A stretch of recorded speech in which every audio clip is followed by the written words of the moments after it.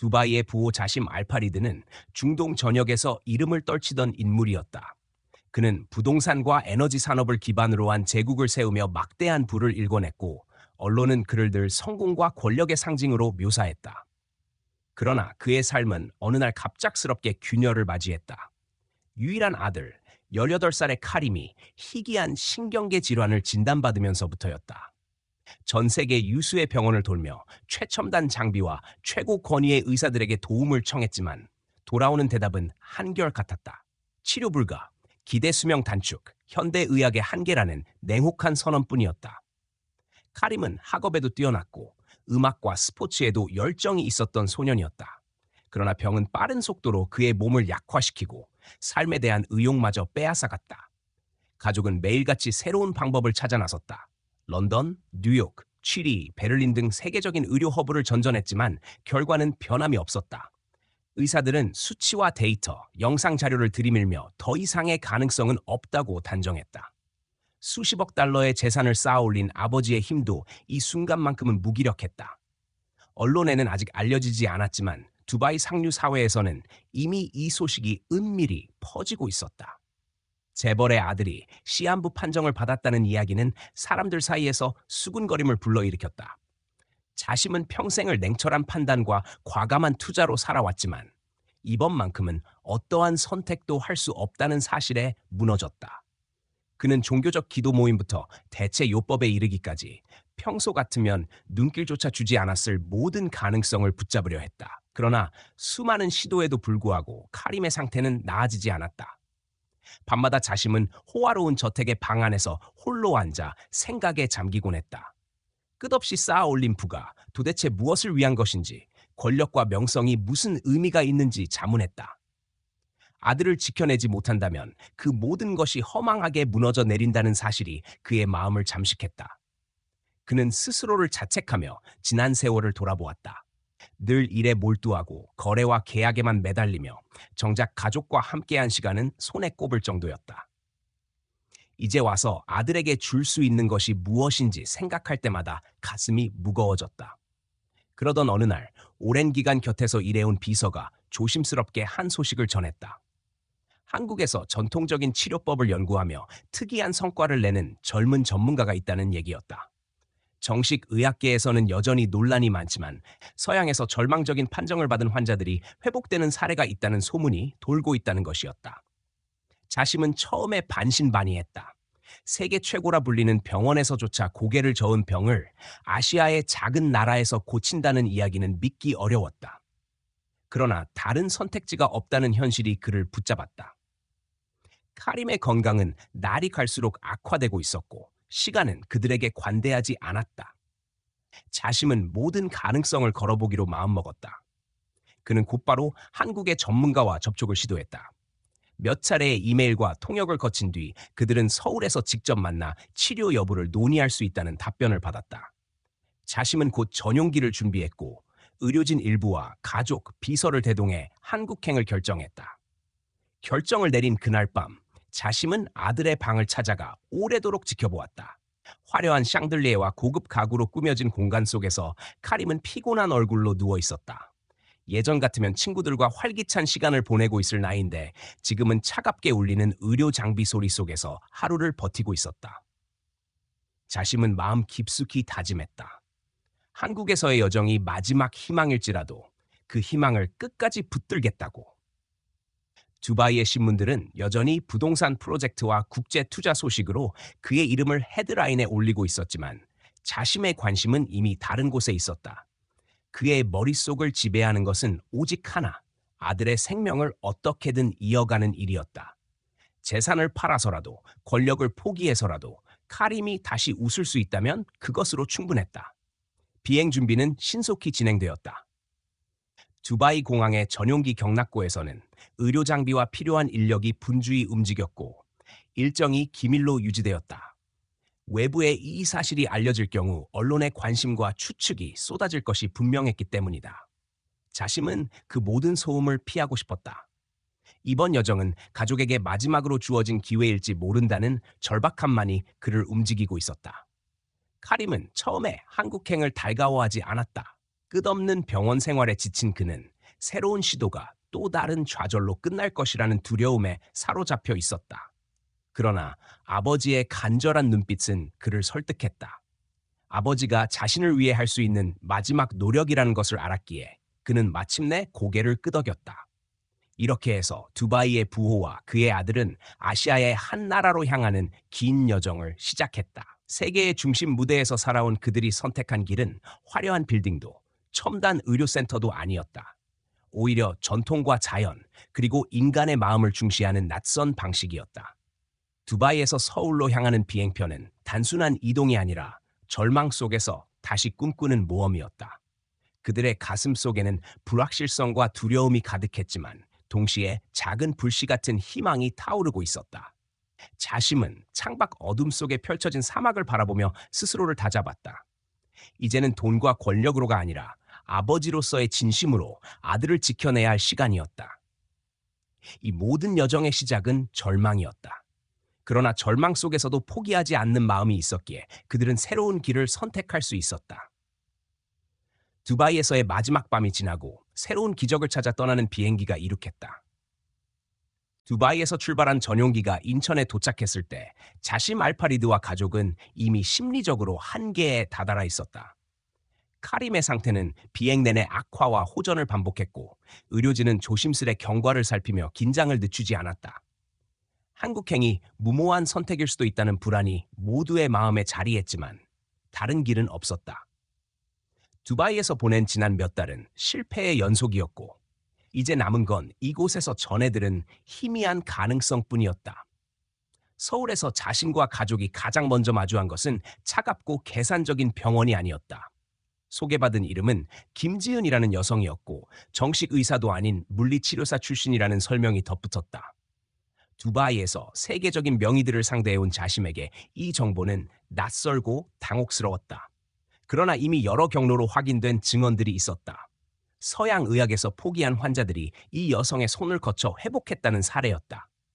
누군가는 과장이라고 했고 또 다른 이는 기적이라 했다. 자심은 더 이상 선택할 권리가 없다는 현실을 직시했다. 김지은은 강남의 유명 병원과는 거리가 먼 북한산 자락의 오래된 한옥에서 환자들을 돌보고 있다는 소문이 돌았다.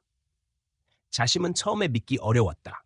두바이의 호화로운 병원들과 비교하면 너무 단순하고 초라하게 느껴졌기 때문이다. 하지만 아들을 위해서라면 어디든 가야 했다. 한국 측 코디네이터가 일정과 동선을 조율했고 그 과정에서 만난 몇몇 한국인들은 의아해하면서도 따뜻하게 도움을 주었다. 자심은 한국이라는 나라에 대해 그동안 비즈니스 차원에서만 접해왔다.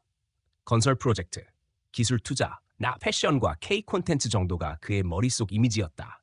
그러나 지금은 전혀 다른 이유로 이곳에 발을 딛고 있었다. 재산이 아니라 생명, 명예가 아니라 희망을 찾아온 것이다. 그는 자신의 권력과 돈이 여기서는 전혀 통하지 않을 수도 있다는 사실을 인정해야 했다. 카림은 여전히 냉소적인 태도를 보였다. 그는 한국까지 와서 또 다른 치료를 시도하는 것이 무슨 의미가 있겠냐며 속으로 회의적이었다. 그러나 아버지의 눈빛은 흔들림이 없었다. 자심은 아들의 손을 잡고 단호하게 말했다. 여기서 모든 것을 걸어보겠다고. 그 말에는 아버지로서의 절박함과 동시에 자심 자신조차 처음 느껴보는 겸허함이 담겨 있었다. 서울에 도착한 날 밤, 자심은 통역을 통해 한국 언론에서 김지은을 둘러싼 논란을 들었다. 일부 의료계 인사들은 그녀를 사기꾼에 가깝게 묘사했고 또 다른 이들은 새로운 패러다임을 제시하는 인물이라고 평가했다. 그 상반된 시선 속에서 자심은 오히려 확신을 느꼈다. 만약 그녀가 진짜 사기꾼이라면 이렇게 오랫동안 환자들이 따를 리 없을 것이고 만약 단순한 전통요법에 불과하다면 굳이 학계가 나서서 반박할 이유도 없었을 것이다. 누군가가 불편해할 만큼의 성과가 있다는 뜻이라고 자심은 해석했다. 다음 날 아침, 자심과 가족은 마침내 김지은을 직접 만나게 되었다. 그는 예상보다 젊었고 의사 가운도 입지 않았다. 단정한 옷차림에 차분한 태도를 유지했으며 무엇보다 환자와 눈을 맞추는데 주저함이 없었다. 통역을 통해 나눈 첫 대화는 단순했지만 자심에게는 강렬했다. 그녀는 비용을 묻지 않았고 명성에 대해 말하지 않았다. 오직 환자의 상태와 앞으로의 과정만 이야기했다. 자심은 그 순간 두바이에서 만난 수많은 의사들과의 차이를 느꼈다. 김지은은 조건을 내걸었다. 치료가 진행되는 동안 환자와 가족은 최소 석 달 동안 이곳에 머물러야 한다는 것이었다. 병원식 침대도 아닌, 기계음이 울려 퍼지는 공간도 아닌, 자연과 함께하는 장소에서만 효과가 발휘된다고 했다. 또한 서양 의학의 치료와 병행할 수 없다고 단언했다. 이 말에 동행한 두바이 의료진은 격렬히 반발했다. 그러나 자심은 그들을 제지했다. 아들의 목숨이 달린 문제였다. 기존 방식이 무의미하다면 이제는 새로운 길을 받아들여야 했다. 카림에게도 조건이 주어졌다. 억지로는 안 된다는 것이었다. 스스로 원하지 않으면 아무런 의미가 없다고 했다. 카림은 잠시 망설였지만 결국 고개를 끄덕였다. 그는 마음속에서 무언가 달라지고 있음을 느꼈다. 아버지의 눈빛과 김지은의 차분한 말투가 묘하게 마음을 흔들었던 것이다. 자심 역시 또 하나의 조건을 들었다. 치료의 절반은 환자의 마음, 나머지 절반은 가족의 헌신이라고 했다. 그는 한국에서 사업 일정을 유지하려 했으나 그 말은 곧 자심의 계획을 바꿔놓았다. 아들과 함께 머물며 모든 시간을 함께 보내야 한다는 요구는 그에게 가장 무거운 숙제였다. 그러나 그는 주저하지 않았다. 지금까지의 삶이 아들을 멀어지게 했다면 이제 남은 삶은 아들을 위해 바쳐야 한다고 결심했다. 두바이의 언론은 여전히 자심의 투자와 프로젝트 소식으로 가득했지만 그는 한국의 한 구석에서 다른 인생을 준비하고 있었다. 이제 그의 이름은 빌딩 숲 속의 거대한 계약이 아니라 작은 한옥에서 이어질 기적과 맞닿아 있었다. 그는 과거의 권위를 내려놓고 아버지로서 다시 시작하고 있었다. 이렇게 해서 두바이의 억만장자와 그의 아들은 한국의 전통과 현대가 교차하는 땅에서 새로운 길을 걷기 시작했다. 그것은 돈이나 명성으로는 얻을 수 없는 길이었고 오직 사랑과 믿음으로만 나아갈 수 있는 여정이었다. 자심은 이 모든 것이 아직 불확실하다는 것을 알았다. 그러나 절망의 끝에서 붙잡은 작은 희망이 이제는 가족 모두의 삶을 지탱하는 유일한 힘이 되고 있었다. 자심 알파리드와 그의 아들 카림은 서울에 도착한 지 며칠 만에 북한산 자락의 작은 한옥으로 향했다. 이곳이 바로 김지은이 환자를 돌보는 공간이었다. 두바이에서 온 가족은 처음에 당황했다. 전 세계 최첨단 의료시설을 다 경험했던 그들에게 이곳은 너무 소박하고 단순했다. 하지만 김지은은 단호하게 말했다. 진정한 회복은 인간의 몸과 마음이 자연의 리듬과 맞닿을 때 가능하다고. 자심은 처음에는 이해하기 어려웠으나 곧 자신이 선택한 길이란 사실을 되새기며 받아들였다. 첫 만남에서 김지은은 카림을 유심히 바라보았다. 그녀는 나이나 명성으로 권위를 세우지 않았다. 대신 환자를 있는 그대로 인정하는 태도를 보였다. 카림은 그 시선에서 낯선 편안함을 느꼈다. 지금까지 수많은 의사들은 차갑게 수치와 검사 결과만 이야기했지만 김지은은 전혀 달랐다. 그녀는 먼저 카림이 어떤 삶을 살았는지, 무엇을 좋아했는지를 물었다. 병이 아닌 사람을 보고 있다는 사실이 카림의 마음을 흔들었다. 자심은 그 광경을 보며 복잡한 감정을 느꼈다. 돈으로 모든 것을 해결할 수 있다고 믿었던 그는 지금 눈앞에서 돈과 권위가 아닌 진심으로 환자를 대하는 태도를 목격하고 있었다. 김지은은 비용 이야기를 전혀 꺼내지 않았다. 치료비를 묻는 대신 세 가지 조건을 다시 강조했다. 일정 기간 이곳에 머물러야 하고 다른 의학적 개입을 중단해야 하며 무엇보다 환자 스스로 원해야 한다는 것. 자심은 이 조건들을 받아들이며 자신의 삶이 완전히 달라지고 있음을 실감했다. 한옥 생활은 두바이의 호화로운 저택과는 정반대였다. 그러나 그 단순함이 오히려 자심과 카림에게 새로운 일상을 만들었다. 아침이면 김지은이 준비한 간단한 식사가 나왔고 낮에는 치료와 함께 명상이나 호흡 훈련이 이어졌다. 의료진 없이 이런 방식이 과연 효과가 있을까 의심도 들었지만 카림은 점차 마음의 벽을 허물고 있었다. 그는 아버지와 함께 보내는 시간이 늘어나자 서서히 웃음을 되찾았다. 김지은은 매일 정해진 시간에 카림을 진단했다. 그녀는 첨단 장비 없이 손끝으로 몸의 상태를 확인했고 기록을 남겼다. 두바이에서 온 의료진은 처음에 이 과정을 보고 비웃음을 감추지 못했다. 그러나 시간이 지날수록 카림의 표정이 변하는 것을 보면서 쉽게 부정하지 못했다. 자심은 그들의 불만을 제지하며 말했다. 지금까지의 방식으로는 아무 성과가 없었다면 이제는 다른 길을 믿어야 한다고. 시간이 흘러 첫 주가 끝날 무렵 카림은 전보다 한결 안정된 모습을 보였다. 여전히 병은 그대로였지만 마음이 달라졌다. 그는 더 이상 하루하루를 절망 속에서 보내지 않았다. 자신을 포기하지 않는 아버지와 새로운 길을 제시하는 김지은이 곁에 있다는 사실만으로도 힘을 얻었다. 자심은 그 변화를 보며 속으로 다짐했다. 어떤 일이 있어도 끝까지 이 길을 걸어가겠다고. 한국의 언론은 이미 이 소문을 쇼고 있었다. 두바이의 억만장자 아들이 한국의 한 치료사에게 맡겨졌다는 이야기는 빠르게 번졌다.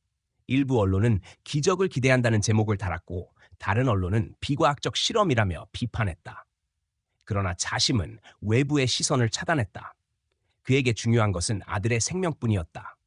세상의 여론이 아무리 소란스러워도 아들을 살릴 수 있다면 그 어떤 희생도 감수할 준비가 되어 있었다. 김지은은 매번 자심에게 환자의 상태를 설명했다. 그녀의 설명은 단순했다. 병의 근본을 고치는 것이 아니라 몸이 스스로 치유할 수 있도록 돕는다는 원리였다. 서양 의학처럼 고장난 부품을 교체하는 개념이 아니라 전체의 균형을 바로잡아 흐름을 회복하는 방식이었다. 자심은 여전히 완벽히 이해하지는 못했지만 카림이 점차 긍정적으로 변해가는 모습을 통해 그것을 받아들였다. 몇 주 전까지만 해도 자심은 아들과 함께하는 시간을 투자라고 생각했다. 미래를 위해 잠시 할애하는 과정이라 여겼다. 하지만 지금은 달랐다. 그는 아들과의 대화에서 새로운 삶의 의미를 찾았다. 카림이 두려움 대신 희망을 이야기하는 순간마다 자심의 마음도 치유되고 있었다. 아버지와 아들 모두가 이 낯선 땅에서 다시 태어나고 있었다. 한편 김지은을 둘러싼 논란은 점점 커졌다. 한국의 일부 의료계 인사들은 언론 인터뷰에서 그녀를 강하게 비판했고 인터넷에는 찬반이 뒤섞인 댓글이 이어졌다. 그러나 자심은 그런 외부의 소음에 흔들리지 않았다. 오직 눈앞의 변화만이 진실이었다. 그리고 그 진실은 점점 더 분명해지고 있었다. 서울에서의 생활은 두바이와 달리 단순했다. 하지만 단순함 속에서 가족의 의미와 삶의 본질이 드러났다. 자심은 자신의 재산을 떠올리며 생각했다. 그 모든 부가 아들의 웃음을 되찾는 데 쓰이지 못한다면 무슨 의미가 있을까? 그리고 이제야 비로소 그는 깨닫기 시작했다. 진정한 부는 은행의 숫자가 아니라 소중한 이와 함께하는 시간이라는 것을. 그렇게 자심과 카림 그리고 김지은의 여정은 서울의 작은 한옥에서 새로운 국면을 맞이하고 있었다. 이곳에서의 하루하루가 아버지와 아들에게는 다시 살아갈 이유가 되었고 희망의 불씨는 점점 더 크게 타오르고 있었다. 김지은은 치료를 시작하기 전 다시 한번 원칙을 강조했다. 그는 서양 의학처럼 기계를 통한 수술이나 약물을 사용하지 않았다. 대신 몸 전체의 균형을 바로잡고 신경과 근육이 스스로 깨어날 수 있도록 돕는 과정을 중시했다. 카림은 처음에 의구심을 품었지만 이미 아버지와 약속한 대로 모든 조건을 따르기로 마음먹었다. 자심 역시 이제는 뒷걸음질 칠 수 없었다. 수많은 전문가가 포기한 상황에서 마지막으로 남은 길이 이곳이었기 때문이다. 첫 단계는 호흡과 명상, 그리고 규칙적인 생활 습관을 정립하는 것이었다. 두바이에서의 생활은 언제나 호화롭고 편의 중심적이었다. 그러나 김지은은 오히려 단순하고 절제된 일상이 환자의 몸을 되살리는 데 핵심이라고 했다. 카림은 낯설었지만 차츰 그 흐름에 적응해 갔다. 규칙적인 수면과 식사, 정해진 시간의 호흡 훈련은 그의 마음을 안정시키는 데 도움을 주었다. 자심은 옆에서 함께 과정을 지켜보며 아들의 변화를 느꼈다. 다음 단계는 맞춤형 운동법이었다. 겉보기에 단순한 동작들이었지만 카림에게는 큰 도전이었다. 김지은은 근육 하나하나가 기억을 되찾도록 돕는 방식으로 운동을 설계했다. 서양 의학에선 무의미하다고 여겼던 작은 움직임을 그는 소중히 다뤘다. 카림은 땀을 흘리며 힘들어했지만 시간이 지날수록 몸이 반응하는 느낌을 받았다. 무엇보다 중요한 것은 그 과정에서 절망 대신 성취감을 맛보았다는 점이었다. 자심은 그 모습을 바라보며 마음속 깊이 울림을 느꼈다. 돈으로 해결할 수 없는 변화가 지금 일어나고 있었다. 운동과 병행된 것은 침술과 지압이었다. 김지은은 전통적으로 내려오는 방법을 바탕으로 카림의 신경을 자극했다. 두바이에서 온 의료진은 여전히 의심을 거두지 않았다. 그러나 카림은 치료를 받을수록 두려움이 줄어들고 몸이 가벼워지는 느낌을 경험했다. 그는 아버지에게 자신도 모르게 희망이 생긴다고 고백했다. 자심은 그 말을 들으며 가슴이 벅차올랐다. 치료가 이어지면서 자심의 생활도 달라졌다. 그는 처음에 한국에 머무는 시간을 단순히 아들을 위한 희생이라 여겼지만 점차 그 시간 속에서 자신이 치유되는 것을 깨달았다. 사업 전화를 줄이고 대신 아들과 대화를 나누며 하루를 마무리했다. 두바이에서 한 번도 경험하지 못했던 일상이었다. 그는 오랜 세월 동안 쌓아온 제국이 사실은 모래 위의 성과도 같았다는 생각에 사로잡혔다. 아들의 웃음 한 번이 그 모든 것보다 값지게 느껴졌다. 그러나 김지은은 결코 쉽게 낙관하지 않았다. 그는 환자와 가족 모두에게 시간이 오래 걸릴 수 있다고 분명히 했다. 조급함은 회복을 방해하고 작은 변화라도 인내와 꾸준함이 필요하다고 강조했다. 자심은 그 말을 들으며 자신의 성격을 돌아봤다. 그는 언제나 빠른 결과를 요구했고 그 덕에 재산을 쌓았다. 하지만 지금은 정반대였다. 느림과 기다림, 그것이 아들을 살리는 길이었다. 한 달이 채 지나기도 전에 작은 변화가 찾아왔다. 카림은 몸의 일부에서 이전과 다른 감각을 느끼기 시작했다. 두바이에서 만난 의사들은 절대 불가능하다던 현상이었다. 그는 놀라움과 기쁨을 동시에 경험했다. 김지은은 그것이 단순한 시작에 불과하다고 했다. 그러나 자심에게는 그 작은 변화가 세상 어떤 것보다 소중한 증거였다. 아들이 회복할 수 있다는 가능성을 눈으로 확인했기 때문이다. 이 과정에서 가족 간의 관계도 달라졌다. 자심은 아들과 진심 어린 대화를 나누며 과거를 반성했다. 그는 그동안 일에만 몰두하며 아들을 제대로 바라보지 못했음을 인정했다. 카림은 처음에는 서운함을 감추지 못했지만 점차 아버지의 진심을 받아들이기 시작했다. 병을 통한 고통이 두 사람을 새로운 방식으로 연결해주고 있었다. 한국 사회에서도 이 이야기는 조금씩 퍼져나갔다. 두바이의 억만장자 아들이 한국의 전통 치료를 받고 있다는 소문은 사람들의 호기심을 자극했다. 일부는 믿기 힘들다며 의문을 제기했고 또 다른 일부는 자부심을 느꼈다. 하지만 자신과 카림에게는 외부의 평가가 중요하지 않았다. 중요한 것은 지금 이 순간 변화가 실제로 일어나고 있다는 사실이었다. 김지은은 매일 같은 목소리로 말했다. 진정한 치유는 기술이 아니라 마음에서 시작된다고. 자심은 처음에는 그 말이 추상적으로만 들렸지만 시간이 지날수록 이해할 수 있었다. 아들이 희망을 품는 순간마다 아버지의 마음이 따뜻해지고 치료의 효과가 배가 되는 듯했다. 그 흐름이 이어지면서 비로소 두 사람은 새로운 삶의 길목에 서 있음을 실감했다. 이렇게 치료의 초반 단계가 마무리될 무렵 자심은 확신을 가졌다. 이곳에서 보내는 시간이 단순한 실험이 아니라 진정한 기적의 시작이라는 것을. 그는 두바이에서 가져온 재산이나 지위가 아니라 사랑과 믿음으로 아들의 곁을 지킬 때에만 희망이 가능하다는 사실을 뼛속 깊이 깨달았다. 카림의 치료가 몇 주째 이어지면서 가장 먼저 달라진 것은 그의 마음가짐이었다. 두바이에서부터 이어져 온 절망과 냉소는 점차 줄어들었고 대신 작은 변화에도 감사하고 기뻐하는 태도가 생겨났다. 김지은은 늘 환자의 마음이 먼저 변해야 몸이 반응한다고 말했는데 그 말이 현실로 나타나고 있었다. 카림은 더 이상 매일을 끝이라고 생각하지 않았고 내일을 기다리며 하루를 채워나갔다. 자심은 아들의 변화를 지켜보며 깊은 울림을 느꼈다. 그는 지금까지 돈으로 문제를 해결하는 방식에 익숙했다. 그러나 아들의 미소가 돌아오는 것을 보면서 돈이 할 수 없는 일이 존재한다는 사실을 다시 확인했다. 그는 사업가로서가 아니라 아버지로서 처음으로 아들에게 전념했다. 두바이에서 누리지 못했던 대화와 교감이 한국에서 이루어지고 있었고 그 시간은 무엇보다 값졌다. 김지은의 치료는 점점 강도가 높아졌다. 단순한 호흡 훈련에서 시작해 근육을 깨우는 동작으로 이어졌고 침술과 지압도 점차 깊어졌다. 카림은 처음에는 두려웠지만 점차 몸이 달라지는 것을 스스로 느꼈다. 이전에는 아무 감각도 없 부분에서 미세한 반응이 생겼고 통증이 줄어드는 순간도 있었다. 그는 그 사실을 아버지에게 전했고 자심은 눈물이 날 만큼 기뻤다. 그러나 변화는 단지 육체적 측면에만 국한되지 않았다. 카림은 우울감에서 벗어나기 시작했다. 그는 아버지와 긴 대화를 나누며 어린 시절부터 마음에 쌓여있던 서운함을 조금씩 털어놓았다. 아버지가 늘 일에만 몰두해 자신을 외롭게 했다는 사실. 그러나 지금은 누구보다 곁에서 함께 해준다는 사실이 마음을 풀리게 했다.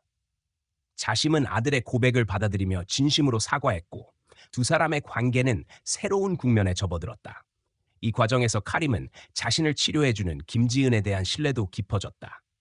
그는 단순히 치료사로서가 아니라 환자의 이야기를 들어주고 함께 고민하는 동반자로 다가왔다. 카림은 그녀가 자신을 불쌍하게 여기지 않는다는 점에서 안도감을 느꼈다. 그는 병에 갇힌 존재가 아니라 여전히 가능성을 가진 사람으로 존중받고 있었다. 이 태도는 카림의 자존심을 회복시켰고 삶에 대한 의지를 더욱 강하게 만들었다. 자심은 외부와의 연락을 최소화했다. 두바이에서 날아오는 사업 보고와 긴급 전화가 끊이지 않았지만 그는 더 이상 즉각 대응하지 않았다. 동업자들은 불만을 쏟아냈고 일부 프로젝트는 지연되었다. 그러나 자심은 흔들리지 않았다. 그는 아들의 삶이 어떤 거래보다 우선이라는 것을 확신하고 있었다.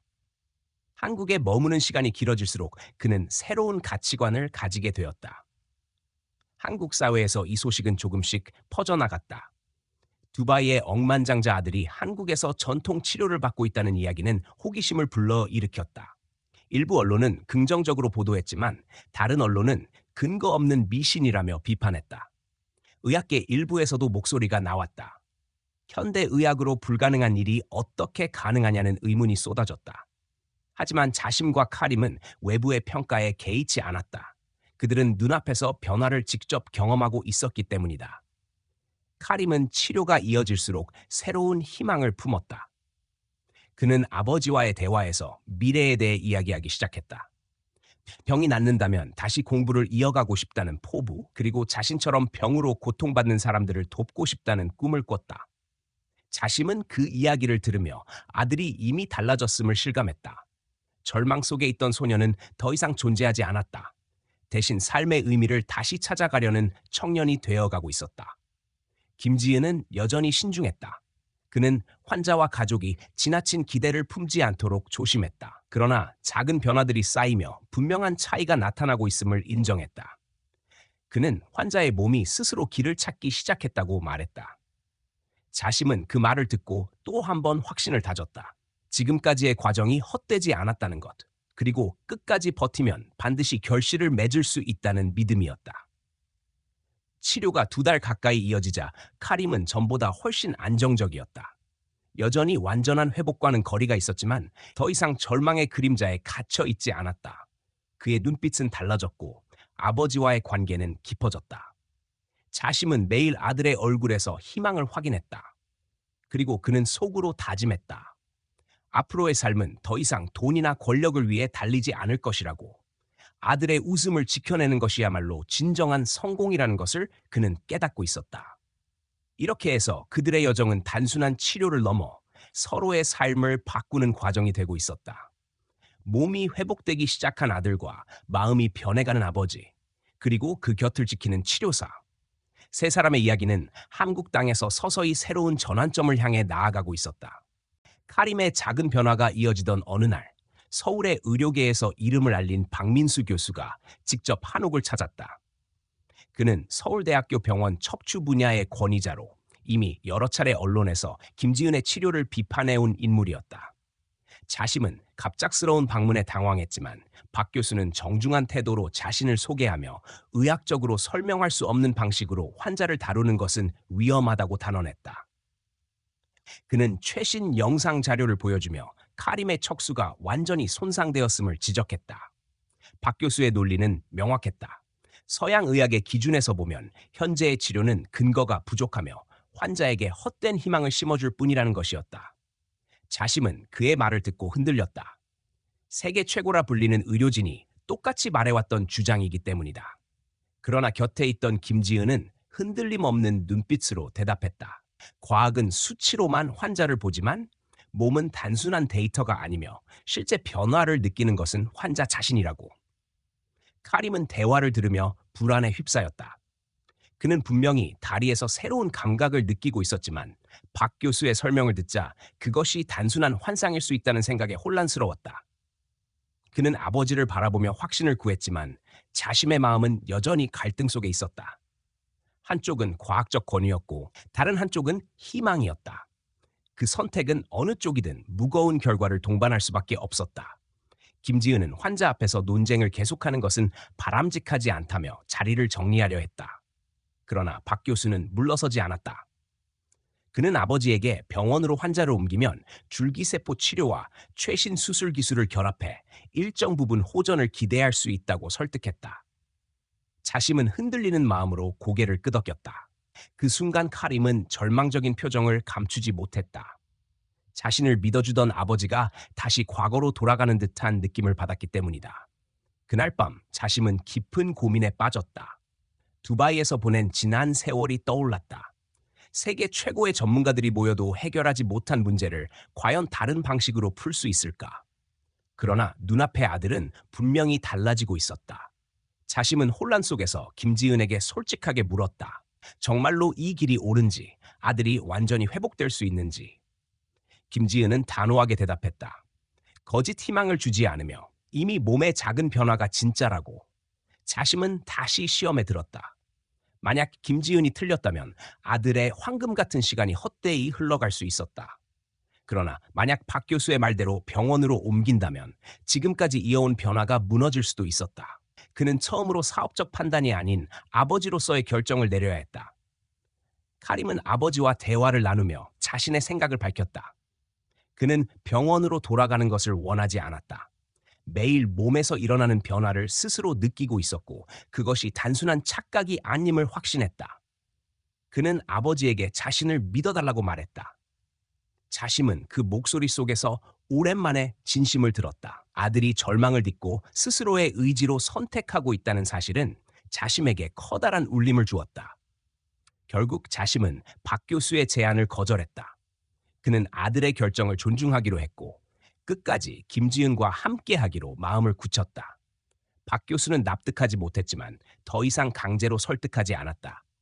다만 시간이 지나면 반드시 후회할 수 있다며 경고를 남기고 자리를 떠났다. 이 사건은 자심에게 중요한 전환점이 되었다. 그는 처음으로 외부의 권위에 흔들리지 않고 아들의 목소리에 귀를 기울였다. 그것은 단순히 치료의 문제가 아니라 가족으로서의 신뢰와 사랑의 문제였다. 김지은은 그런 자심을 바라보며 환자가 회복되는데 가장 중요한 것은 가족의 믿음이라고 다시 강조했다. 그 후 며칠 동안 자심과 카림은 더 깊은 대화를 이어갔다. 두 사람은 서로에게 숨겨왔던 감정을 털어놓았다. 자심은 그동안 아들에게 보여주지 못한 사랑과 관심을 후회했고 카림은 그런 아버지의 고백을 받아들이며 마음의 상처를 조금씩 치유해갔다. 김지은은 그런 두 사람을 지켜보며 치료의 절반은 이미 이루어지고 있다고 판단했다. 이제 남은 것은 시간이었고 인내였다. 외부에서는 여전히 의심과 비판이 거셌지만 자심과 카림에게는 중요한 선택이 끝났다. 그들은 흔들림 없이 김지은의 곁에 남았다. 치료의 길은 길고 험난했지만 그 과정 속에서 아버지와 아들은 서로를 새롭게 발견하며 이전과는 전혀 다른 관계로 나아가고 있었다. 이렇게 해서 그들의 여정은 단순한 의료적 시도를 넘어 인간의 신뢰와 사랑을 시험하는 과정으로 이어지고 있었다. 자심은 더 이상 과거의 재벌이 아니었다. 그는 아들을 믿고 지키는 아버지로서 새로운 길 위에 서 있었다. 몇 달간의 시간이 흘렀다. 김지은의 손길과 꾸준한 훈련 속에서 카림의 몸은 조금씩 변화를 드러내기 시작했다. 처음에는 다리 근육의 미세한 떨림이었다. 누구도 믿기 어려운 수준의 변화였지만 자심과 카림은 그 순간을 평생 잊을 수 없을 만큼 소중히 여겼다. 이어서 발가락이 움직였고 무릎이 반응을 보였다. 두바이에서 수많은 명의들이 단언했던 불가능이 눈앞에서 가능으로 바뀌고 있었다. 자심은 이 과정을 보며 과학적 설명이 불가능하다 하더라도 현실에서 일어나는 사실만이 진실임을 깨달았다. 한국 의료계는 이 소식을 듣고 술렁였다. 언론은 두바이 억만장자의 아들이 전통 치료를 통해 회복 중이라는 소식을 대대적으로 보도했다. 어떤 매체는 새로운 의학적 패러다임이라며 기대감을 표했고 다른 매체는 검증되지 않은 치료에 환자가 위험에 노출되고 있다고 비판했다. 그러나 자심은 언론의 시선에 흔들리지 않았다. 아들이 매일 보여주는 변화가 가장 확실한 증거였기 때문이다. 서울대학교 병원은 결국 카림을 정밀 검사하기로 결정했다. MRI, CT, 신경전도 검사가 진행되었고 결과는 의사들에게 충격을 안겼다. 절단된 것으로 기록되었던 신경이 재생되고 있었던 것이다. 기존의 교과서적 지식으로는 불가능한 일이 눈앞에서 확인된 순간이었다. 박민수 교수조차 결과를 부정할 수 없었다. 그는 학회 회의에서 이 사실을 발표하며 지금까지 자신이 가졌던 확신이 흔들린다고 고백했다. 이 사건은 단순히 한 환자의 회복을 넘어 동서양 의학의 경계를 흔드는 전환점이 되었다. 김지은은 오래전부터 전통 의학의 원리를 현대적 언어로 기록해두고 있었다. 어떤 경혈이 어떤 신경과 연결되는지 기라고 불리는 흐름이 실제로는 생체 전기신호와 맞닿아 있음을 체계적으로 정리해 두었던 것이다. 자심은 이 자료를 보며 깊은 감동을 받았다. 그는 이 과정이 단순한 개인적 치료를 넘어 인류 전체를 위한 다리 역할을 할 수 있다는 사실을 깨달았다. 자심은 결심을 굳혔다. 두바이의 부호로서 쌓아온 재산을 이제 새로운 길에 쓰기로 했다. 그는 알파리드 의학연구재단을 설립해 김지은의 연구와 치료법을 지원하고 전 세계 의료진이 함께 교류할 수 있는 장을 마련하겠다고 선언했다. 이 소식은 곧 국제 언론에도 보도되었고 하버드 의과대학의 존슨 교수를 비롯한 여러 나라의 학자들이 한국을 찾았다. 재단 설립 과정에서 김지은은 한 가지를 강조했다. 자신이 가진 지식과 능력은 비밀스럽게 간직할 것이 아니라 검증되고 공유되어야 한다는 점이었다. 그는 과거에 겪었던 불신과 비난을 떠올리며 이제는 투명하게 기록과 실험으로 증명하겠다고 다짐했다. 자심은 그런 태도에 깊이 공감했다. 돈으로 이름을 얻으려는 이가 아니라 진정한 사명으로 움직이는 사람이기에 더욱 신뢰할 수 있었다. 카림은 날마다 새로운 변화를 경험했다. 처음에는 몇 걸음을 보조기에 의지해 걷던 것이 이제는 스스로의 힘으로 수미터를 걸어낼 수 있게 되었다. 그는 기쁨을 감추지 않았고 아버지는 그런 아들을 지켜보며 눈시울이 뜨거워졌다. 이 변화는 단지 육체적인 회복에 머물지 않았다. 카림은 과거의 오만과 절망을 벗어던지고 다른 사람을 돕고 싶다는 꿈을 키워나갔다. 세계 각국의 의사와 연구자들이 한국을 찾으며 한옥은 점차 학문의 장으로 변했다. 김지은은 직접 환자를 치료하면서 동시에 연구자들에게 원리와 과정을 설명했다. 자심은 이 과정을 뒷받침하기 위해 막대한 자금을 지원했고 두바이의 네트워크를 활용해 국제 협력 체계를 구축했다. 이로써 개인적 기적은 학문적 도전으로 확장되기 시작했다. 그러나 여전히 의심의 목소리는 존재했다. 일부 학자는 과학적 증거가 부족하다며 연구 참여를 거부했다. 또 다른 이들은 김지은의 능력을 신비화하려는 분위기를 경계했다. 자심은 이런 갈등을 이해했다. 그는 사업가로서 늘 새로운 시도가 저항을 불러일으킨다는 사실을 경험해왔다. 중요한 것은 그럼에도 불구하고 진실을 밝혀나가는 꾸준함이라고 믿었다. 카림은 어느 날 아버지에게 자신의 결심을 전했다. 회복이 완전히 이루어지면 의학을 공부하고 싶다는 뜻이었다. 그는 자신이 받은 기적을 단순히 개인의 행운으로 끝내고 싶지 않았다. 다른 환자들에게 희망이 될 수 있다면 그것이야말로 자신이 살아야 하는 이유라고 말했다.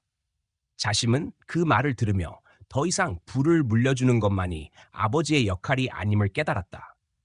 그는 아들이 스스로의 길을 찾았다는 사실에 더 큰 자부심을 느꼈다. 이처럼 7번째 여정의 시간은 단순한 치료의 과정이 아니라 세계를 향한 새로운 선언으로 이어지고 있었다. 아들의 몸은 회복으로 향했고 아버지는 삶의 가치를 새롭게 정립했으며 치료사는 자신의 사명을 드러냈다. 그들의 이야기는 이제 개인의 기적을 넘어 인류가 함께 나아갈 길을 제시하는 상징이 되고 있었다. 3개월의 시간이 흘렀을 때 카림은 완전히 달라져 있었다. 그는 더 이상 휠체어에 의지하지 않았다. 보조기조차 필요 없는 상태에서 스스로 걸어다니고 짧은 거리는 뛰기도 했다. 두바이에서 절망만 남았던 소녀는 이제 한국에서 새로운 삶을 얻은 청년으로 서 있었다. 자심은 매일 아들의 걸음을 바라보며 세상에서 가장 값진 기적을 경험했다. 돈과 권력이 할 수 없었던 일을 사랑과 믿음이 이루어낸 것이었다. 소식은 이미 전 세계에 퍼졌다. 국제학회에선 카림의 회복 과정을 두고 치열한 토론이 이어졌다. 서양 의학으로 설명할 수 없다는 의견이 다수였지만 부정할 수 없는 사실 앞에서 많은 연구자가 새로운 가능성을 인정하기 시작했다. 서울의 작은 한옥은 이제 세계 각국의 의사와 연구자들이 모여드는 연구와 교류의 중심지가 되었다. 김지은은 더 이상 홀로 환자를 돌보는 치료사가 아니었다. 그는 동서양 의학을 잇는 다리로 자리 잡았고 자신의 지식과 경험을 공유하며 새로운 길을 열어가고 있었다. 자심은 알파리드 의학연구재단을 공식 출범시켰다. 첫 해 예산만 1억 달러에 달하는 규모였고 한국을 비롯해 미국, 유럽, 중동의 대학과 병원들이 협력 파트너로 참여했다. 연구재단은 단순히 새로운 치료법을 전파하는 곳이 아니라 환자와 가족이 함께 치유를 경험할 수 있는 프로그램을 제공하는 공간으로 발전했다. 김지은은 환자의 몸과 마음을 함께 돌보는 것이야말로 의학의 본질이라고 강조했고 재단은 그 철학을 기반으로 운영되었다.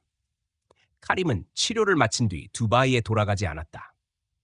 그는 아버지와 함께 한국에 남아 의학 공부를 시작했다.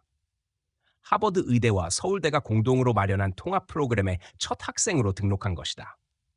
그는 언젠가 자신처럼 절망 속에 있는 환자들에게 희망을 주는 의사가 되겠다고 다짐했다. 아버지 자심은 그런 아들의 선택을 지지하며 모든 지원을 아끼지 않았다. 이제 그는 단순한 재벌이 아니라 아들의 꿈을 지켜주는 후원자이자 동반자가 되었다. 시간이 흐르면서 김지은을 거쳐간 환자들이 하나둘 다시 찾아왔다. 하반신 마비에서 회복해 축구선수가 된 소년, 뇌졸중 후유증을 극복한 노인, 교통사고로 걷지 못하다 다시 일어난 여성 등 모두가 자신의 삶을 되찾은 이들이었다. 그들은 감사 인사를 전하며 동시에 새로운 목표를 품고 있었다. 자신이 얻은 기적을 또 다른 누군가에게 전하고 싶다는 것이었다. 김지은은 그것이야말로 진정한 치유의 확산이라고 말했다. 자심은 그 광경을 지켜보며 깨달았다. 치유는 단지 한 사람에게서 끝나는 것이 아니라 가족을 바꾸고 공동체를 바꾸며 결국 세상을 바꿔간다는 사실을. 그는 이제 더 이상 두바이의 빌딩 숲을 떠올리지 않았다. 대신 한국에서 경험한 이 시간을 평생의 자산으로 삼았다. 그는 과거를 돌아보며 회한을 느꼈지만 동시에 새로운 미래를 선택할 수 있다는 사실에 감사했다. 카림은 아버지와 함께 시간을 보내며 어린 시절 잃어버린 행복을 되찾았다. 그는 더 이상 아버지를 차가운 재벌로 보지 않았다. 자신을 위해 모든 것을 내려놓고 끝까지 곁을 지켜준 아버지를 진심으로 존경했다. 두 사람은 이제 단순한 부자 관계를 넘어 서로의 삶을 지탱하는 존재가 되었다.